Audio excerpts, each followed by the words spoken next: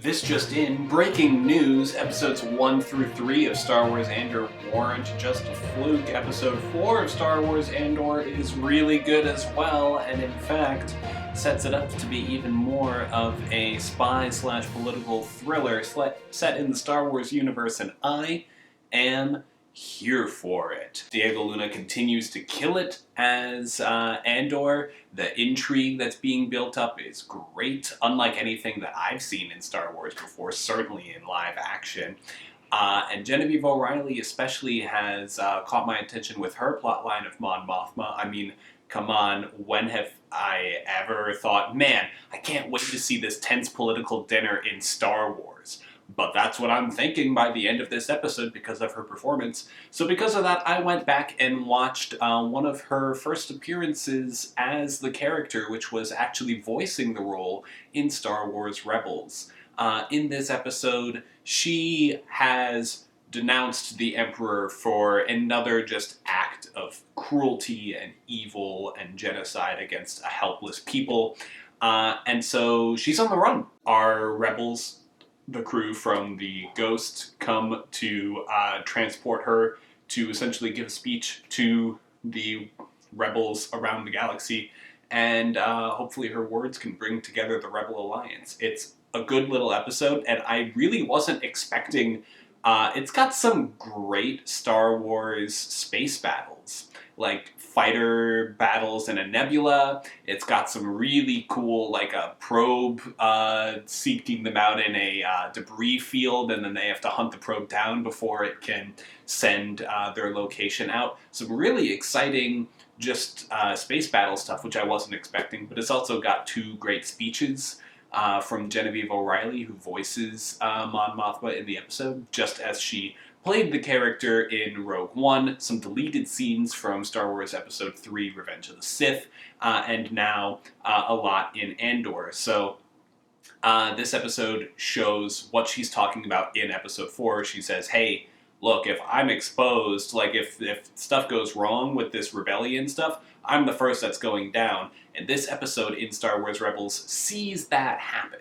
She essentially, things have gone too far.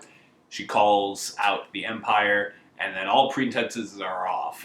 Admiral Thrawn is involved, and he's like, yes, we should capture her alive, because she could lead us to the rebel fleet. Admiral Thrawn is, of course, great.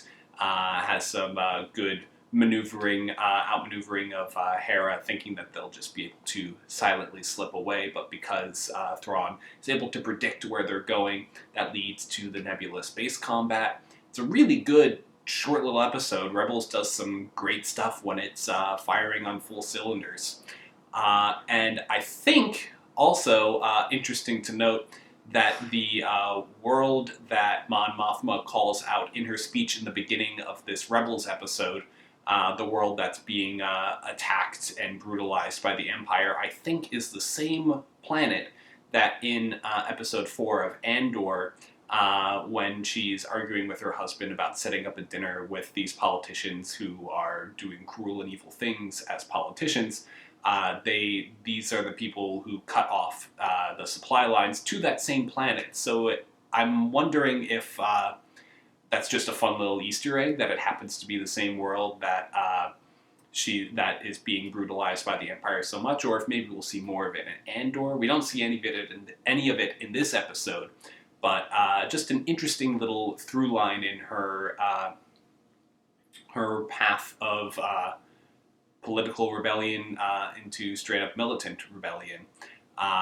I enjoy that connection between Star Wars Andor and Star Wars Rebels, both about the formation of the Rebel Alliance. Both, I think, are doing it very differently, but both show it very effectively. Andor on a very gritty, down-to-earth kind of level, and Rebels on a, hey, we're just one little rebel cell, but we've got the heart and spirit that will eventually grow into the full thing that we as Star Wars fans know, and then the torch that will be carried by Han, Luke, and Leia. So, I don't know, I'm just nerding out about some Star Wars stuff because Andor's been really good. So I just wanted to talk about it for a little bit. So thank you so much for watching. Let me know what you think of Andor and Star Wars Rebels down in the comments below. I think both are incredible shows. Rebels obviously is done, so I know it's an incredible show, but Andor is showing itself to have the potential to be one of the best Star Wars shows ever. But both, I think, are a little underappreciated online, so I want to just give both shows a little bit of love. So yeah, thank you so much for watching. Have a good week.